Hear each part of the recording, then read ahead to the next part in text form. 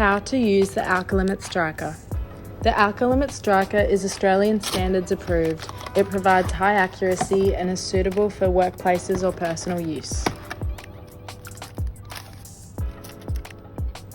The Stryker comes with 2 AAA batteries, a protective carry case, 3 standard clear mouthpieces, a recalibration reminder service card, and a user manual.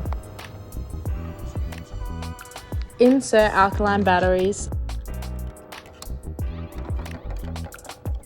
Hold the power button for 2 seconds. The first number that appears is the number of uses on the device.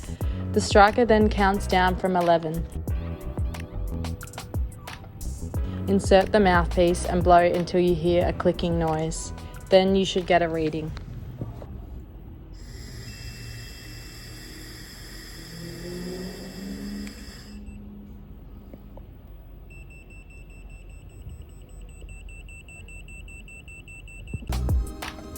Here you can see the number of days until the next recalibration service is due.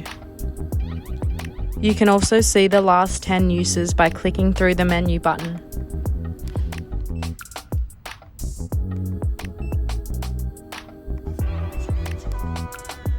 To turn off, hold the power button for 5 seconds.